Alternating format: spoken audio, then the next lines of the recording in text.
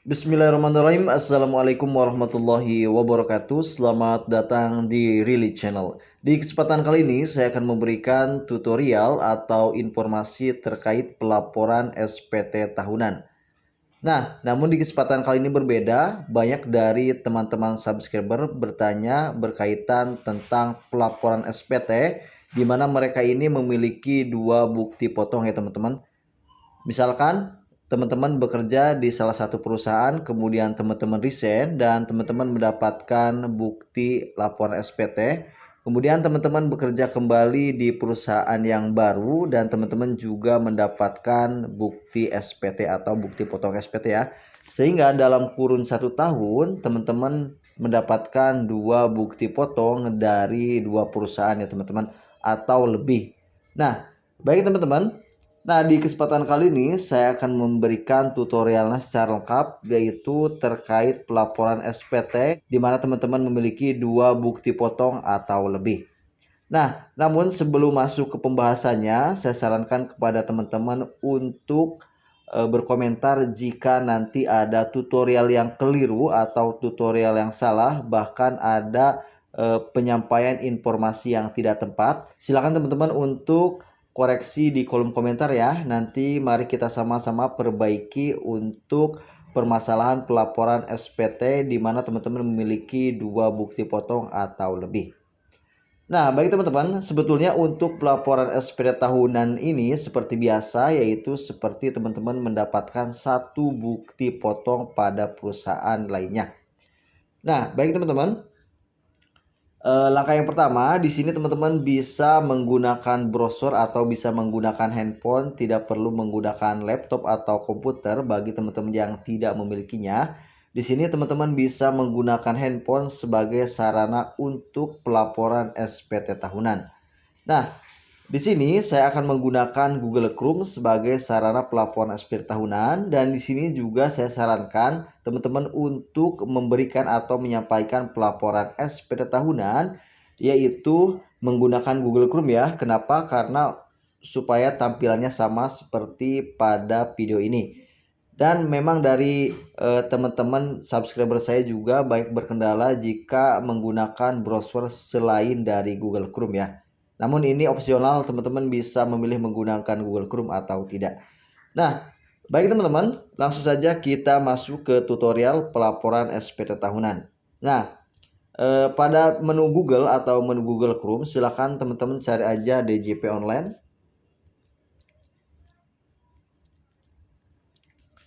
Nah, kemudian nanti muncul tampilan seperti ini. Silakan teman-teman untuk klik pada DJP Online yang pertama ya, seperti ini. Nah, di sini karena memang saya sudah login ke akun DJP Online, jadi saya langsung masuk ke akun DJP Online.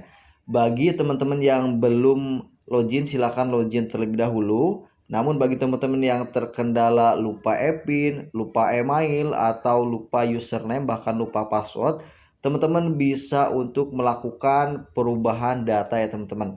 Nah, untuk semua tutorialnya sudah saya bahas juga. Silakan teman-teman lihat pada playlist pajak atau DJP sehingga teman-teman bisa untuk melanjutkan ke tahap selanjutnya. Nah, baik di sini kita sudah masuk ke tampilan awal dari DJP Online. Di sini silakan teman-teman untuk klik 3 garis pada pojok kanan atas, kemudian silakan teman-teman untuk klik lapor. Nah, baik di sini silakan teman-teman untuk scroll ke bawah, kemudian di sini ada beberapa formulir ya teman-teman. Di sini kita akan menggunakan formulir e-filing ya teman-teman. Silakan teman-teman untuk klik.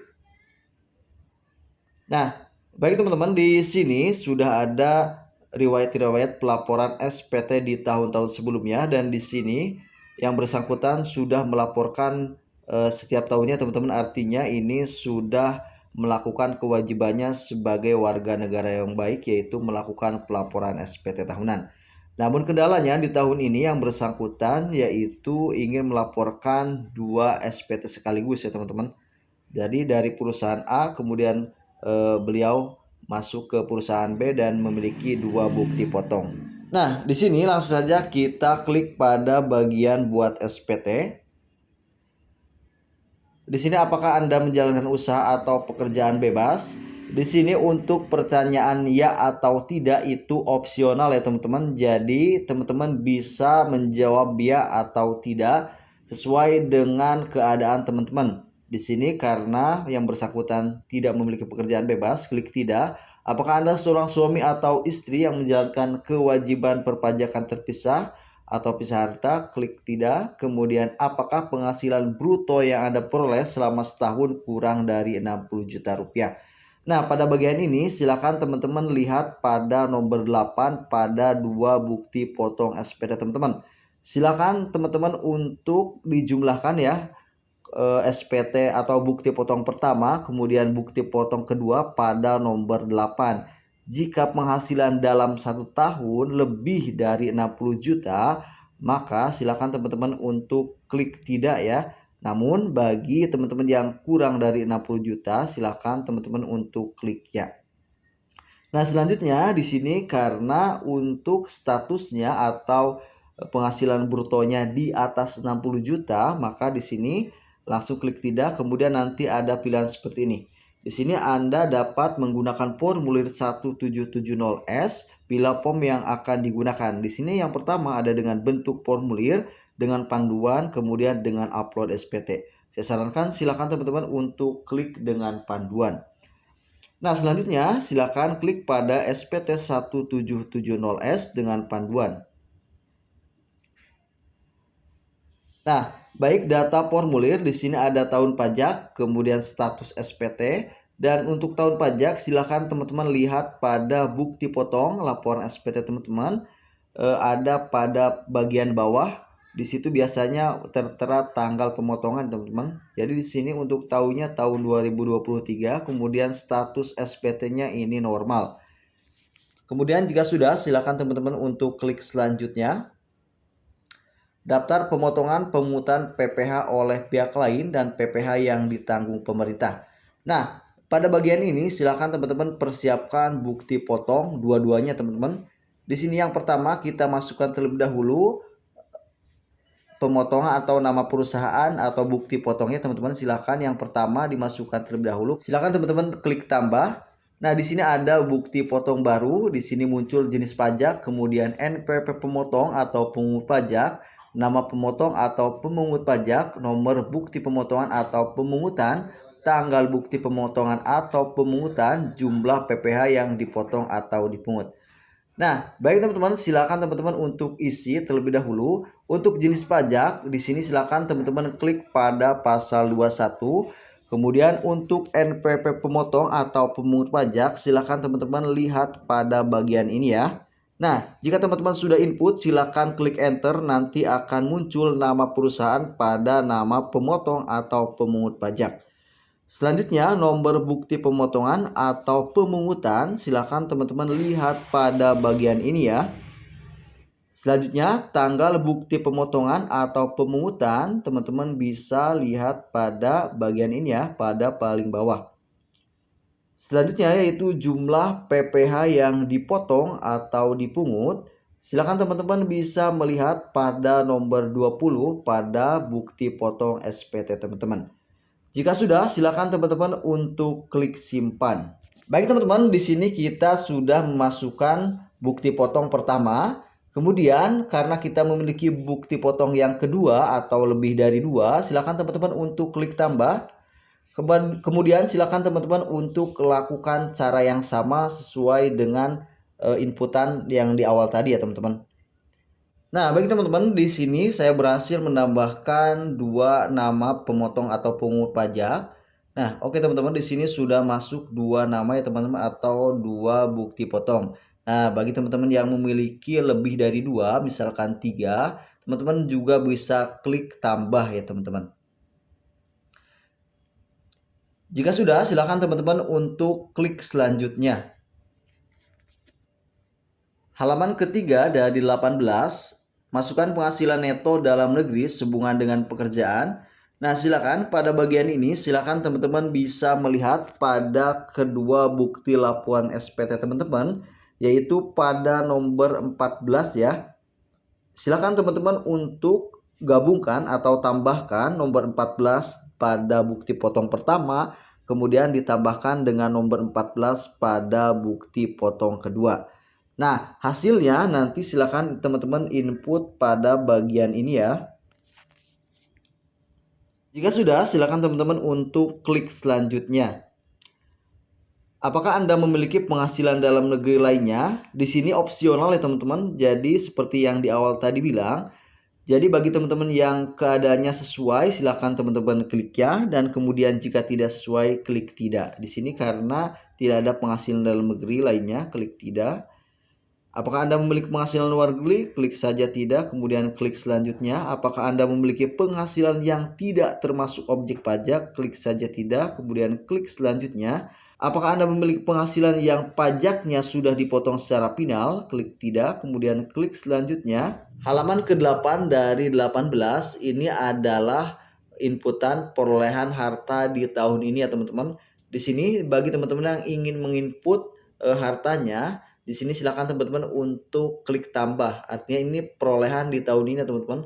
Untuk kode harta di sini banyak sekali, ada uang tunai, kemudian tabungan, giro, deposito.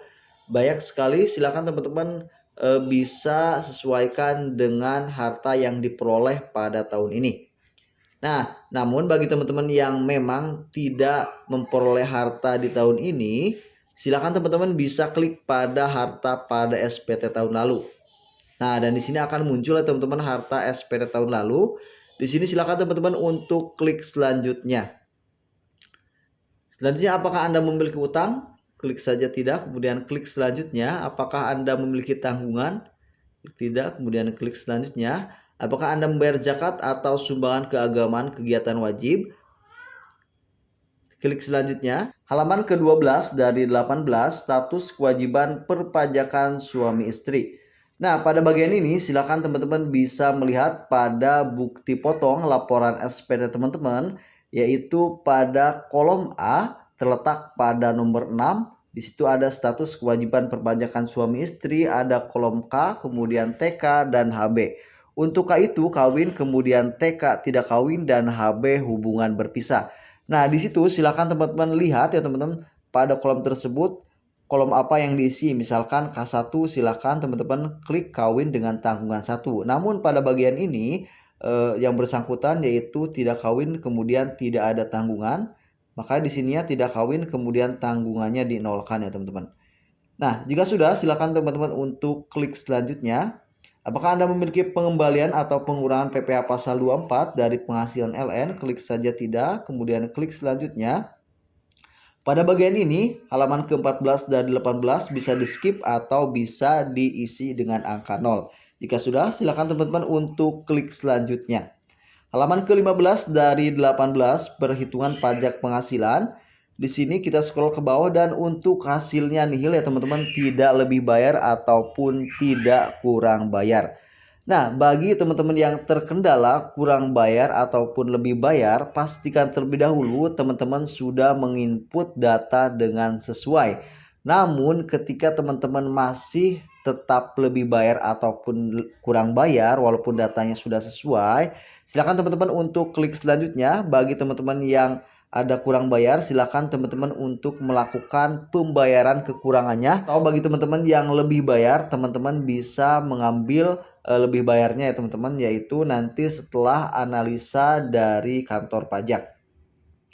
Nah, seperti itu ya teman-teman. Jika sudah nihil ataupun lebih bayar ataupun kurang bayar, silakan teman-teman bisa dilanjutkan ya. Nah, baik teman-teman, jika sudah, silakan teman-teman untuk klik selanjutnya. Proses kurang atau lebih bayar, di sini silakan klik selanjutnya. Halaman ke-17 dari 18, dengan menyadari sepenuhnya akan segala akibatnya termasuk sanksi-sanksi sesuai dengan ketentuan peraturan perundang-undangan yang berlaku, saya menyatakan bahwa apa yang telah saya beritahukan di atas adalah benar, lengkap, dan jelas. Jika sudah, silakan teman-teman untuk klik setuju, kemudian klik selanjutnya. SPT Anda jenis formulir, kemudian tahun pajak, status SPT nihil, dan catatannya lengkap. Di sini silakan teman-teman untuk ambil kode verifikasi dengan klik di sini. Nah, pada bagian ini pilih media pengiriman kode verifikasi. Di sini ada dua, yang pertama lewat email, kemudian lewat SMS. Untuk lewat email ini gratis ya, untuk SMS dikenakan tarif biaya pengiriman SMS per verifikasi. Di sini pakai email aja, kemudian klik OK. Token telah dikirim ke email Anda, kita buka email terlebih dahulu ya.